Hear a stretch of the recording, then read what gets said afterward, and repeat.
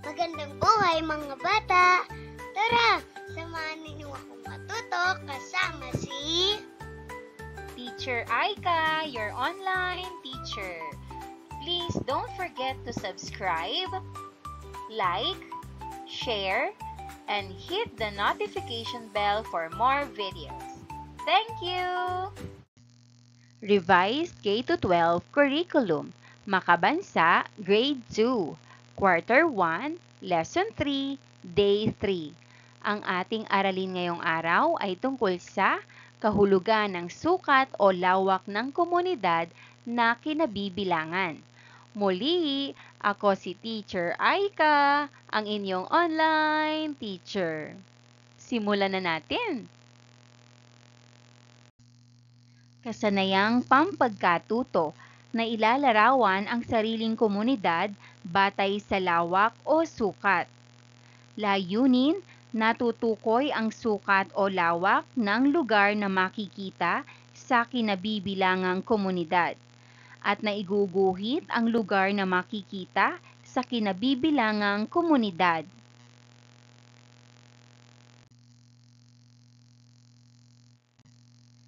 Magbalik-aral muna tayo. Sagutin ang mga sumusunod na tanong.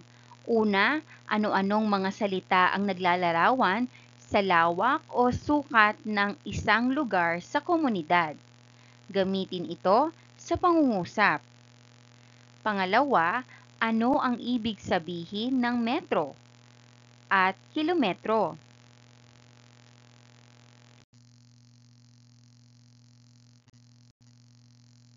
Tingnang mabuti ang larawan.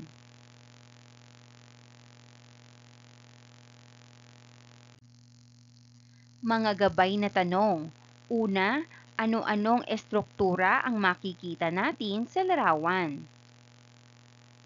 Pangalawa, liban sa mga estruktura, ano pa ang makikita natin sa mapa na bahagi ng komunidad? Pangatlo, anong unit ang maaari nating gamitin bilang panukat sa lawak o sukat ng lugar na makikita natin sa komunidad?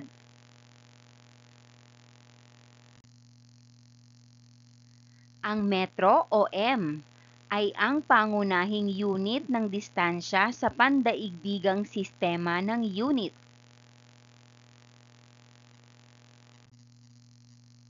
Ang kilometro o km ay katumbas ng 1,000 metro.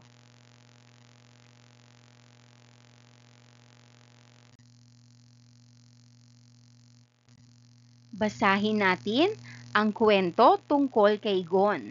Ito ay may pamagat na ang komunidad ni Gon. Sa isang tahimik na baryo na tinatawag na Maligaya, may isang batang nagngangalang Gon. Isang umaga, siya ay naglalakad-lakad sa paligid ng kanilang komunidad upang tuklasin ang kagandahan nito.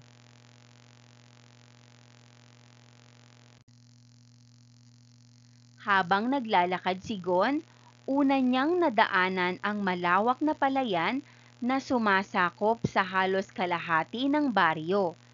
Ang mga palay ay kasintaas na ng kanyang balikat at tila alon sa dagat kapag hinihipan ng hangin.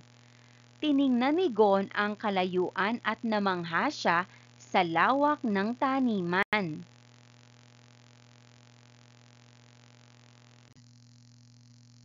Sa paglakad pa ni Gon, narating niya ang sentro ng komunidad kung saan matatagpuan ang maliit na plaza. Ang plaza ay may hugis parisukat at may sukat na 30 metro bawat gilid at pinalilibutan ng mga tindahan.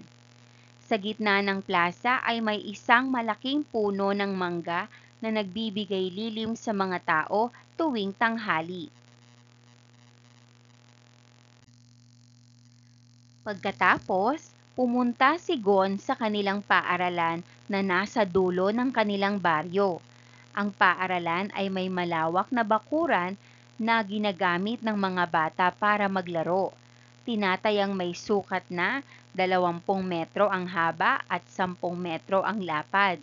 Dito, Masayang naglalaro ang mga kabataan habang binabantayan sila ng kanilang mga guro.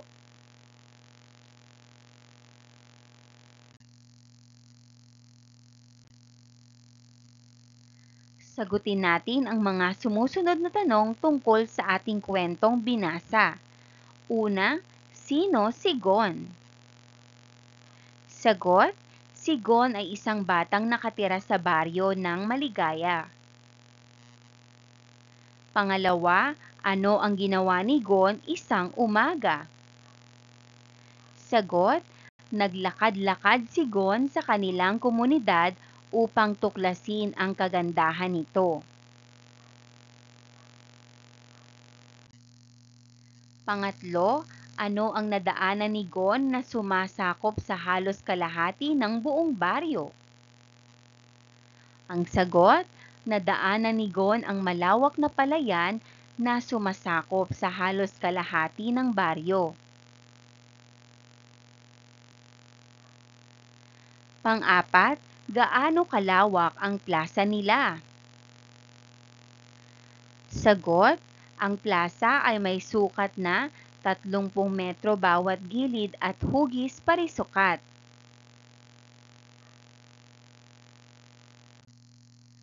Panglima, paano inilarawan ang paaralan? Gaano ito kalawak?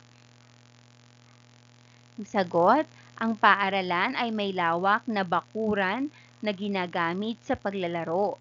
May sukat ito na 20 metro ang haba at 10 metro ang lapad.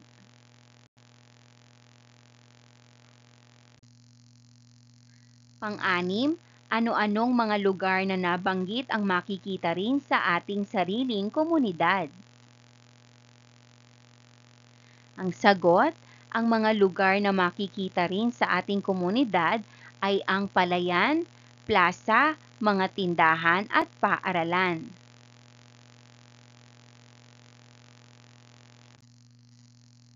Pang-pito, bilang mag-aaral sa ikalawang baitang, magagawa mo bang ilarawan ang iyong komunidad?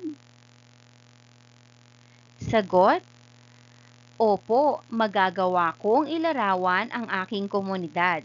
Ito ay may mga bahay, paaralan, tindahan, simbahan at bakuran kung saan kami naglalaro.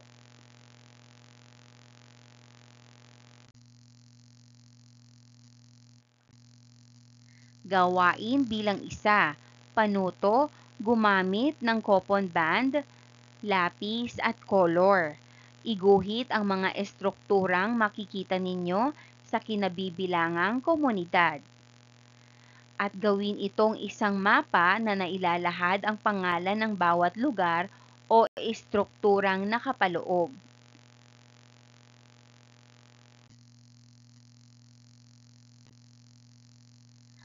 Batay sa ating napag-aralan ngayong araw, anong mga salita ang natandaan ninyo at ipaliwanag ang salitang ito?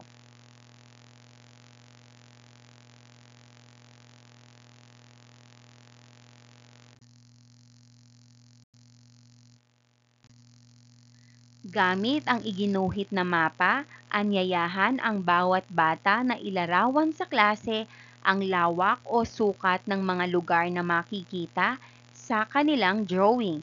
Ipagamit ang mga salitang naglalarawan: malaki, maliit, malawak, makipot, malapit, malayo.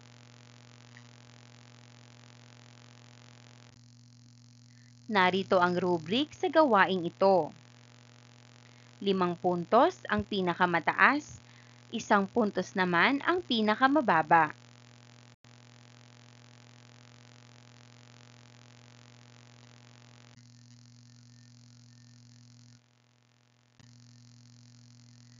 Magtanong sa mga matatanda ng ilang kilalang daanan o lugar na makikita sa komunidad. Maraming salamat sa panonood! Huwag kalimutang i-like at mag-subscribe para sa higit pang educational content. I-click ang bell icon para ma-update ka sa ating mga bagong video. Salamat!